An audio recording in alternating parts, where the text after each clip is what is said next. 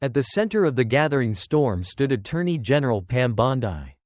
Once seemingly immovable in her public certainty, she had insisted that her handling of the indictments was flawless, bulletproof, immune to the legal attacks launched against her office. Opposing her was Chief Judge John Roberts, stern, impenetrable, and widely regarded as someone who valued procedural integrity above all political tides.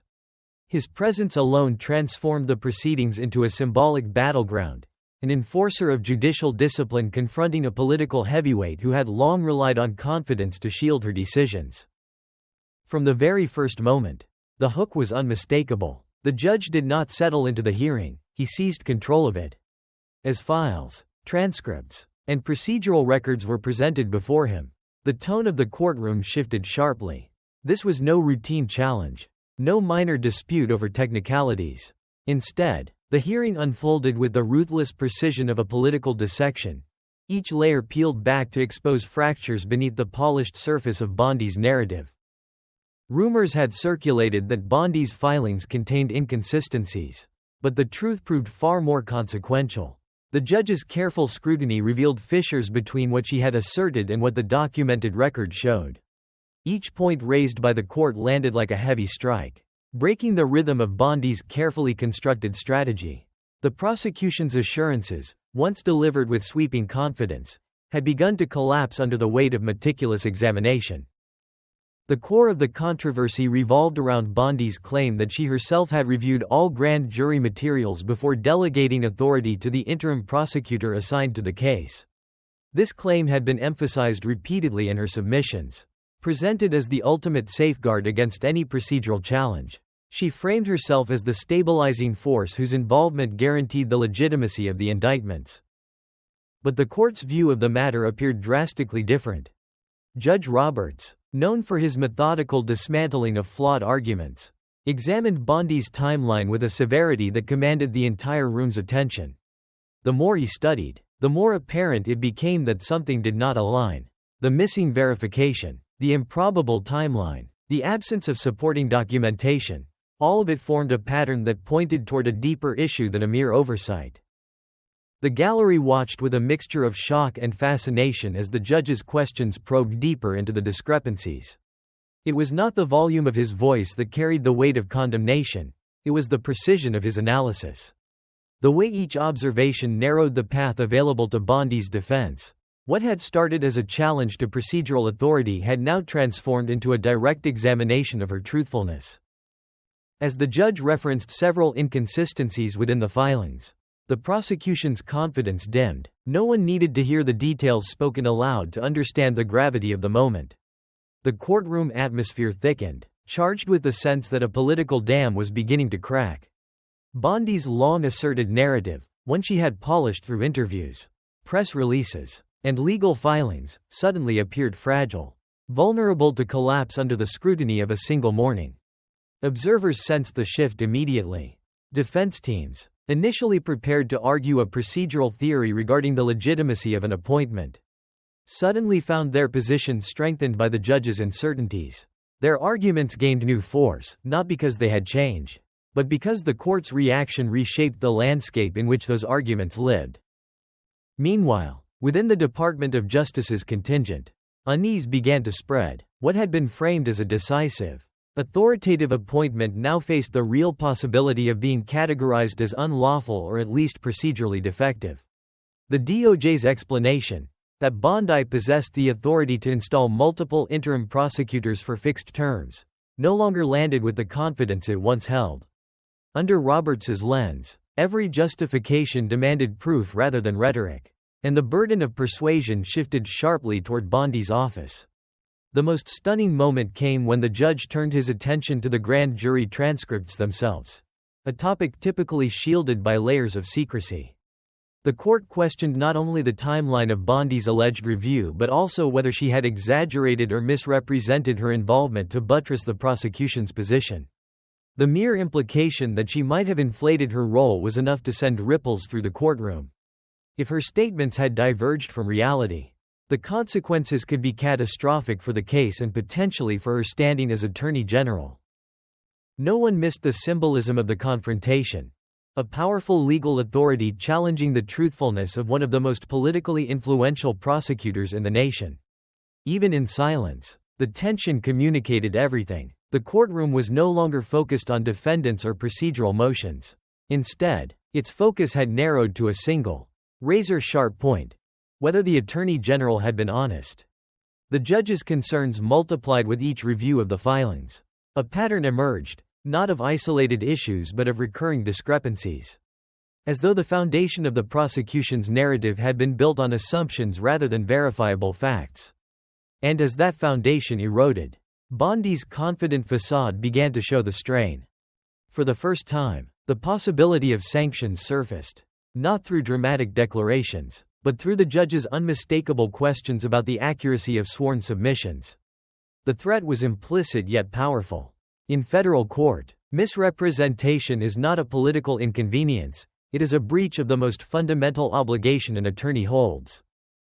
As the hearing paused briefly, the courtroom exhaled collectively, processing the sheer scale of what had just transpired. Bondi entered the room expecting to defend a procedural decision. She now found herself defending the integrity of her own written statements. The first rupture in her strategy had broken open, revealing a political confrontation far larger than the cases themselves. The clash between Bondi and Roberts had only just begun, and already the balance of power had shifted. What awaited in the next phase was uncertain, but one truth had become clear. The courtroom no longer revolved around the defendants. It revolved around her. The courtroom resumed with a tension so sharp it felt as if every person present had been pulled deeper into the unfolding confrontation. When Judge John Roberts returned to the bench, the subtle shift in the room signaled that the tone of the hearing had irrevocably changed. What had begun as a procedural review now carried the unmistakable weight of accountability. Roberts moved with deliberate precision, the kind that foretold a methodical dismantling of whatever facade remained standing. Pam Bondi's posture remained outwardly composed, yet the atmosphere around her betrayed a creeping unease. She had built an entire prosecution strategy upon the assumption that her authority, her timeline, and her involvement would remain unquestioned. For months, she wielded these assertions as shields in the face of political and legal criticism. But the judge's abrupt shift in focus had exposed those shields as vulnerable. Now, every shaky detail in her filings stood under scrutiny. Roberts began the second phase of the hearing with a thorough breakdown of the prosecution's procedural narrative. He walked through the timeline step by step, highlighting gaps that had been glossed over in Bondi's prior filings. Each missing date, each blurred transition of authority, each unsupported claim became another point on a growing list that cast doubt on Bondi's credibility.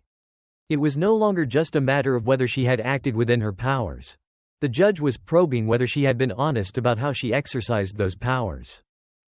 The courtroom watched as Roberts raised concerns about the authenticity of the review Bondi claimed to have conducted before assigning responsibilities to her interim prosecutor. He questioned the improbable speed with which she said she completed the review, the absence of records confirming her access to the sealed transcripts, and the inconsistencies in her own written statements. Though his voice remained controlled, the weight of the questions made it clear that this was no casual inquiry. Defense teams, initially bracing themselves for a narrow argument on statutory limits, found unexpected leverage in the judge's approach. Their objections, once rooted in constitutional theory, now gained momentum from the very documents Bondi had submitted. The fragility of her narrative transformed into an opportunity they had not anticipated but were ready to seize. They recognized that the judge was no longer assessing technical compliance, he was evaluating the integrity of the prosecutor herself. In contrast, Bondi's legal team struggled to regain footing. The rhythm of their responses faltered beneath the increasing pressure.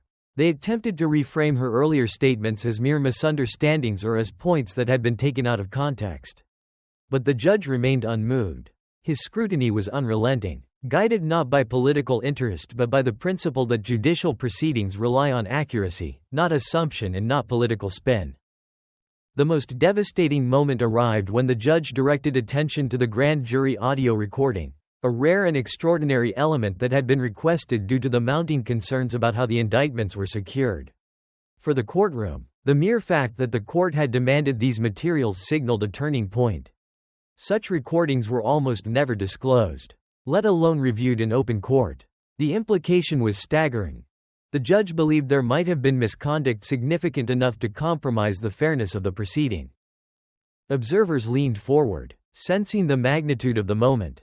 The judge pointed out discrepancies between Bondi's account of the grand jury process and what the audio reflected. Her description of the evidence presented, the phrasing she attributed to the prosecutor, and the timeline she claimed to have supervised were suddenly in direct conflict with what the recording suggested. The divergence was not minor, it was foundational. The courtroom atmosphere fractured into a mix of disbelief and recognition. What Bondi had called airtight suddenly looked porous, unsteady, and in places entirely unsupported. The more the judge peeled back, the clearer it became that her version of events no longer held the authority it once commanded. In the midst of this unraveling, Bondi's political reputation, long built on her aggressive posture and unwavering self-assurance, began to erode under the weight of the judge's scrutiny. The confrontation now resembled a collision between two forms of power, one political, shaped by public-facing confidence and strategic messaging, and the other judicial, shaped by discipline, evidence, and a strict adherence to procedure. The pressure mounted further when Roberts raised the possibility that misstatements made in sworn filings could warrant sanctions. The threat was subtle but undeniable. Federal courts operate on the expectation that attorneys, particularly high-ranking officials, uphold the standard of truthfulness without exception. A deviation from that expectation, even an unintentional one, can carry consequences severe enough to topple entire prosecutions. And in this hearing, the deviations were no longer speculative, they were visible on paper. Bondi's political opponents sensed a shift in the air. Though they remained silent, their expressions betrayed recognition that the judge's concerns had granted them the narrative advantage. If the indictments were tainted by inaccuracies at the hands of the Attorney General, the path toward dismissal widened dramatically. And if the judge concluded that Bondi had knowingly misrepresented the scope of her involvement, the damage would extend far beyond these cases. Even those without partisan motivations understood the gravity of the unfolding battle. This was not merely a legal dispute, it had evolved into a confrontation between institutional values and political maneuvering. Roberts represented a system defined by rules, records, and accountability. Bondi represented the political force behind controversial prosecutions, a force that began to falter the moment its foundation was challenged. As the judge pressed deeper into the inconsistencies surrounding her involvement, the prosecution's once powerful stance began to crumble. Every missing document, every contradictory statement, and every unexplained shift in authority became another exposed nerve. The courtroom became a stage for a dramatic unraveling, one marked not by shouting or spectacle, but by the slow, methodical collapse of a narrative that had once claimed invincibility. By the time the judge paused again, the courtroom felt entirely different than it had that morning. Something irreversible had occurred. A political titan had been forced into a defensive posture, not by her opponents, but by her own words. The confrontation between Bondi and Roberts had escalated far beyond expectations. And though the hearing was still far from over, one truth had already crystallized. The judge was no longer testing the strength of Bondi's case. He was testing the truth of Bondi herself. The courtroom settled into an uneasy quiet as the next phase of the hearing commenced. The earlier intensity had not faded, it had simply transformed. What began as a confrontation had evolved into something darker and more consequential. The atmosphere now carried the weight of inevitability, as though the courtroom itself sensed that the trajectory of the case had passed a point of no return. Judge Roberts resumed his examination with a clarity that left no room for misinterpretation. His focus shifted from procedural inconsistencies to the broader implications of Bondi's actions. Each point of concern was laid out with forensic precision, building the case that the prosecution's narrative had not only fractured but had begun to collapse under its own contradictions. Observers sensed that this was no longer a battle between two legal perspectives. It had become a test of integrity, a clash between the court's demand for truth and the political machinery that had pushed these prosecutions forward.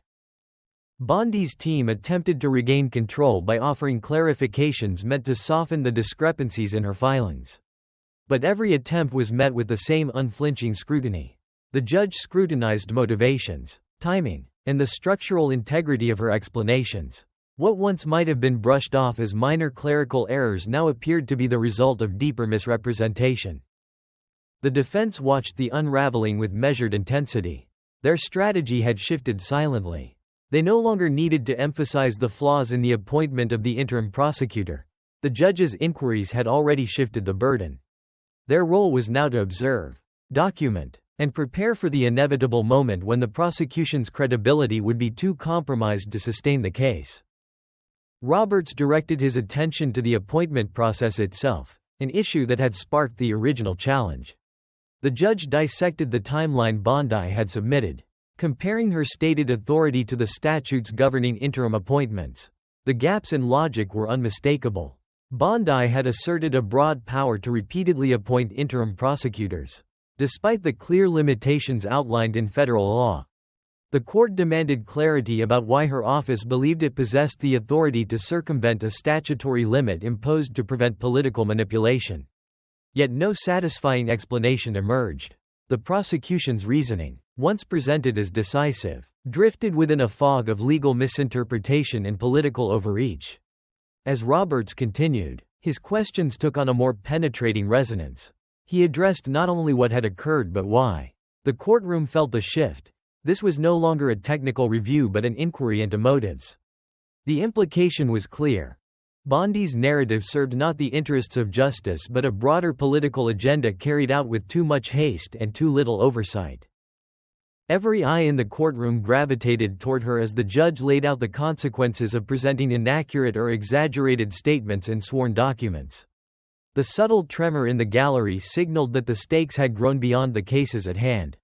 A prosecutor who wields her authority carelessly risks not only losing procedural advantage but undermining the very legitimacy of her office. Roberts highlighted inconsistencies surrounding the handling of evidence presented to the grand jury. The judge outlined concerns over how the interim prosecutor, acting under Bondi's supposed supervision, had framed the evidence and implied the existence of material that had not yet been provided. These deviations struck at the heart of the grand jury's independence.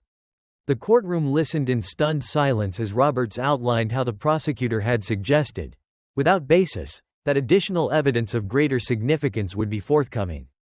The judge warned that such suggestions risked coercing a grand jury into returning an indictment not on actual evidence but on the weight of anticipated revelations that might never materialize. For a federal prosecutor, this was a direct violation of the norms that safeguard the integrity of the criminal justice system. The gallery's attention then shifted as Roberts revealed a list of nearly a dozen critical issues he had identified within the prosecution's approach. Each point served as another step toward a devastating conclusion: that the indictments may have been compromised at their very inception. Bondi's earlier posture, confident, dismissive of procedural objections, unwavering in her narrative, had all but dissolved. The judge's dissection of her filings left her exposed. Her political strategies, wrapped in legal assertions, no longer commanded the silence or acceptance they once did.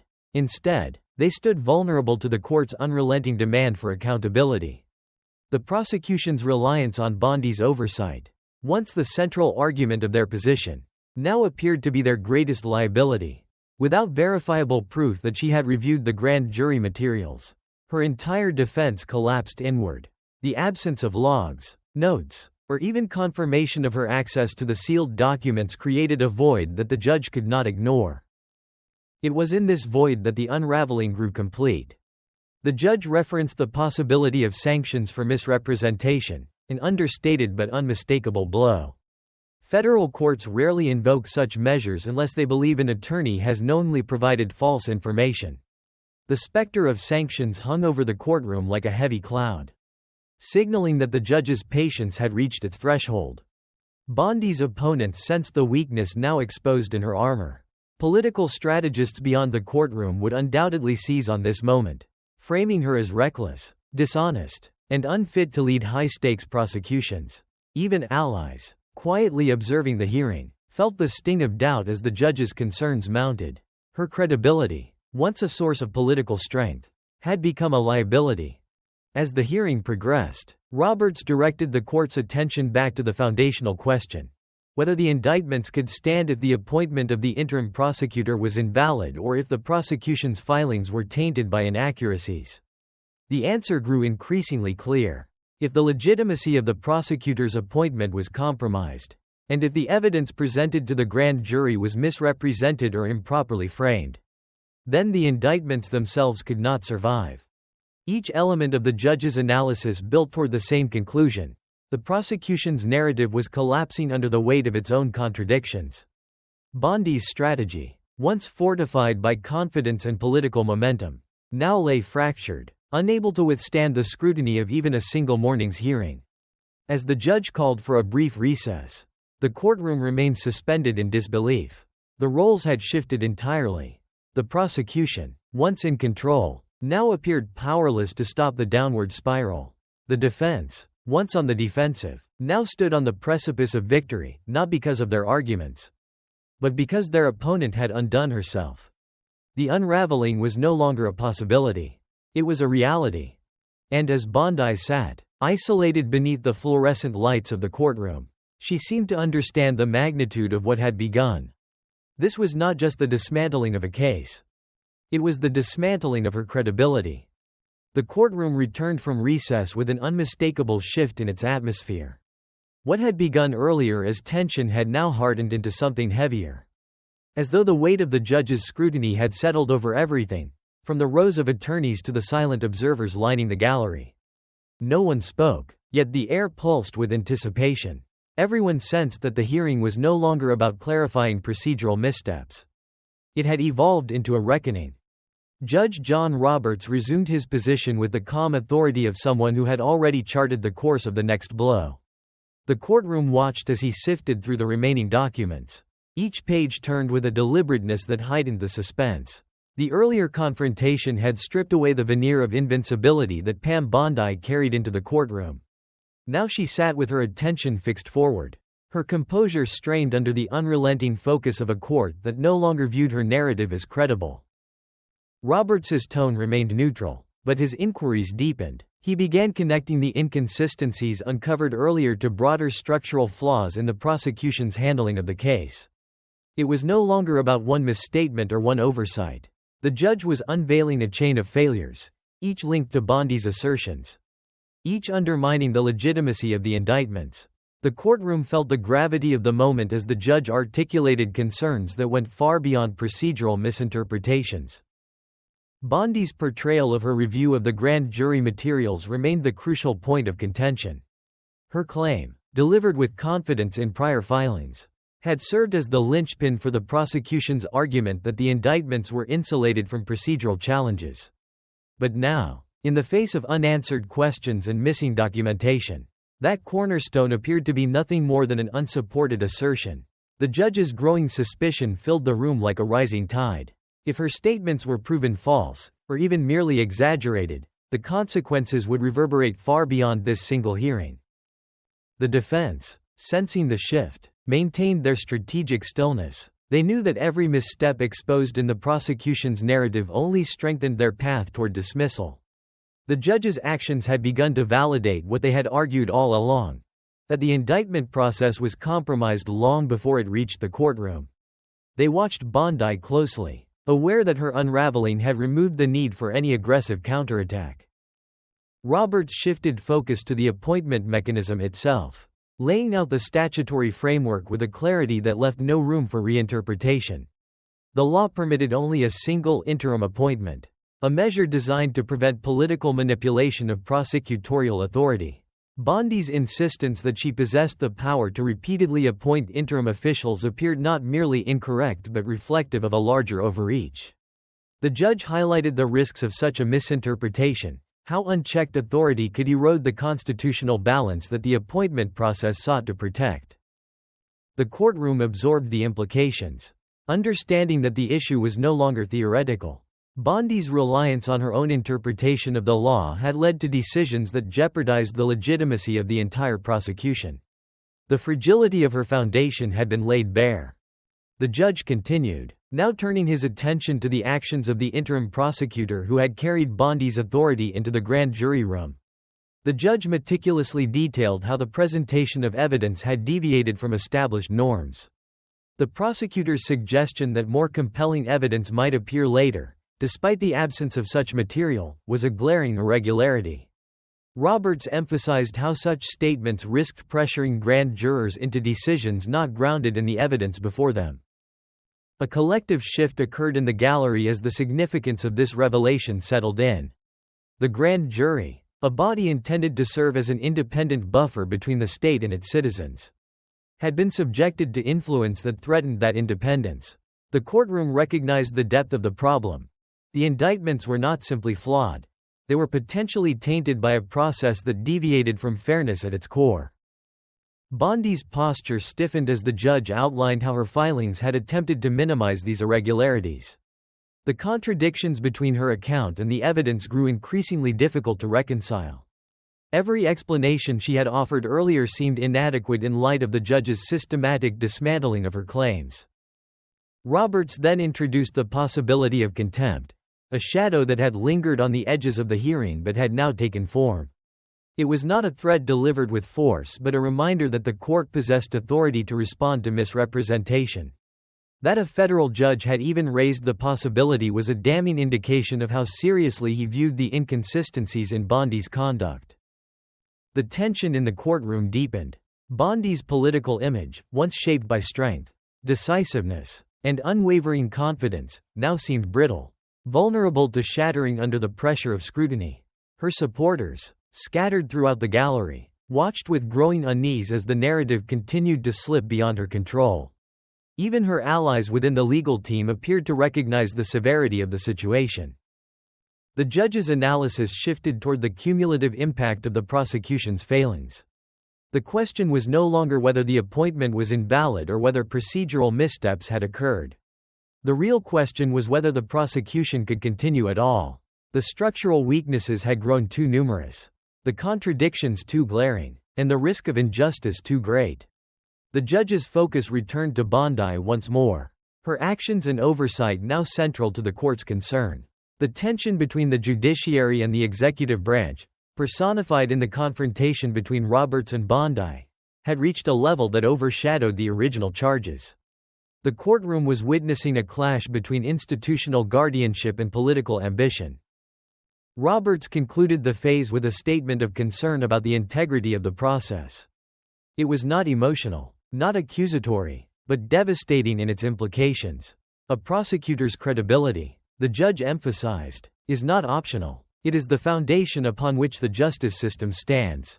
Any attempt to obscure the truth, intentionally or otherwise, undermines the legitimacy of every action that follows.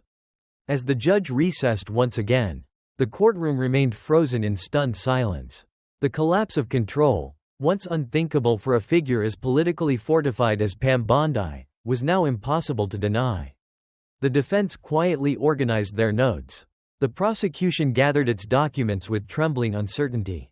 And Bondi herself remained still, the gravity of the judge's critique settling over her with a weight that seemed almost physical. She no longer sat as the architect of a powerful prosecution. She sat as a figure whose credibility was unraveling before the nation's eyes. And the battle was far from over. The courtroom returned to session for the final time that day. But the atmosphere had transformed into something far heavier than when the proceedings began. The quiet no longer carried tension, it carried inevitability. Every person in attendance felt it in the slow, measured way Judge Roberts settled into his chair. This was no longer a hearing. It was the culmination of a collapse.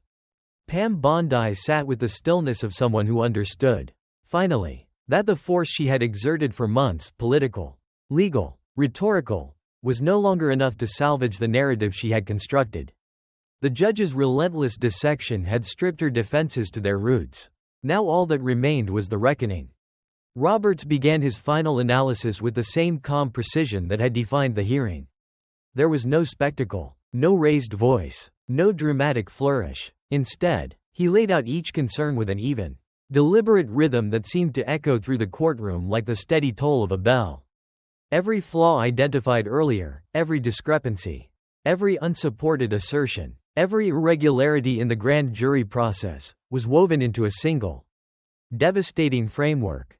The judge explained that the integrity of federal proceedings relies not on authority but on transparency and accuracy. He detailed how Bondi's filings had fallen short of that standard, not merely through isolated inaccuracies but through repeated contradictions that painted a troubling picture of carelessness, or worse, deliberate misrepresentation. The courtroom absorbed the message with a collective tightening of breath. Bondi's team attempted to defend her earlier statements, but now the judge no longer entertained speculative explanations. He insisted on clarity, on documentation, on verifiable truth, and each time her team failed to provide the missing support, the cracks in her narrative widened. There was nothing left to patch the gaps. No new explanation capable of reversing the damage that had already been done. Roberts continued by turning back to the grand jury audio, the extraordinary element that had triggered much of the uproar. He recounted how the interim prosecutor acting under Bondi's claimed supervision had implied the existence of stronger evidence yet to come. How the presentation created a false sense of anticipation within the grand jury. And how such an implication risked fundamentally distorting their impartiality. The courtroom seemed to shrink with each point laid bare. The judge's tone remained measured, but the implications were unmistakable. The grand jury had not been misled by accident. The structure of the prosecution's approach had allowed it, perhaps encouraged it. Next, Roberts addressed the legality of the appointment that had sparked the initial challenge. He explained that the statutory limits on interim placements were designed to prevent political interference in criminal prosecutions. Bondi's reliance on a broad interpretation of her authority violated the spirit, if not the letter, of that limit. The consequences were clear. If the appointment was unlawful, the actions taken under that appointment were equally imperiled. It was at this point that the courtroom reached its emotional precipice. The judge paused, allowing the silence to settle with the full gravity of what had been exposed. Every eye in the room remained fixed on Bondi, whose earlier resolve had withered under the weight of the judge's scrutiny. Her political identity, once reinforced by confidence and assertion, now seemed to crumble beneath the harsh light of accountability. The final blow came when Roberts addressed the potential consequences for misrepresentations made in sworn filings. He did not announce sanctions, but he underscored that the court viewed such inaccuracies with the utmost seriousness. His words carried a quiet severity, the kind that lingered long after being spoken. The courtroom understood what had been left unsaid. The matter might not end here. Bondi's political future, once propelled by momentum, now teetered on the edge of collapse. The defense listened with quiet satisfaction. What they had hoped to achieve through complex constitutional arguments had instead materialized through the prosecution's own unraveling. The indictments, once thought to be immovable, now appeared fragile. Possibly doomed. The defense attorneys did not celebrate outwardly, but their stillness carried a victorious clarity. The judge began outlining the possible next steps, each one narrowing the prosecution's path forward. If Bondi's filings could not be trusted, then the legitimacy of the indictments required reassessment. If the appointment of the interim prosecutor was unlawful, then the cases themselves stood on unstable ground. And if the grand jury process had been tainted, then the indictments were not salvageable under any legal standard. The courtroom had witnessed not a political defeat, but an institutional one. As Roberts concluded the day's proceedings, he announced the court would deliberate on the motions to dismiss and issue a written decision in the coming days. But the tone of his closing made the outcome seem almost predetermined. The prosecution no longer appeared capable of withstanding the scrutiny the judge had applied. Whatever decision came next would be built on the foundation the hearing had laid, a foundation that no longer supported Bondi's assertions. The judge rose, signaling the end of the hearing. The room remained silent, as though no one dared speak, fearing they might alter the fragile balance of what had just unfolded. Bondi stood slowly. The courtroom lights cast a stark glow across her face, illuminating the exhaustion behind her carefully neutral expression. For the first time, the weight of her decisions, every overreach, every unchecked assertion, every attempt to assert authority where none existed, hung visibly around her. She no longer carried the posture of a political titan. She carried the posture of someone whose credibility had been dismantled piece by piece. In full view of a federal court. The gallery emptied gradually, yet the shock remained suspended in the air like a residue of the confrontation. The journalists filed out with an urgency that signaled the magnitude of the moment. Defense attorneys gathered their notes with quiet confidence. Even the clerk, usually detached by habit, appeared shaken by the enormity of what the courtroom had witnessed. The echoes of the judge's scrutiny seemed to follow Bondi as she exited. For months she had framed herself as the force behind the prosecution, a figure who stood above doubt or critique. But the judge's methodical deconstruction had revealed something deeper, the fragile truth she had hoped to obscure. Her political rivals would undoubtedly seize upon this moment. Allies would question their proximity to her decisions. The broader system would study the confrontation as a cautionary tale of overreach and miscalculation. As the courthouse doors closed behind her, the narrative of the day became unmistakable. Pam Bondi had not merely been challenged. She had been exposed. And the judge, with unwavering discipline, had delivered a blow that would echo far beyond the walls of the courtroom. The story was no longer about the defendants. It was about the prosecutor who lost control of her own case. It was about accountability rising above political force. It was about the judge who destroyed a narrative built on falsehoods. And the moment a powerful figure was forced to confront the truth she tried to outrun.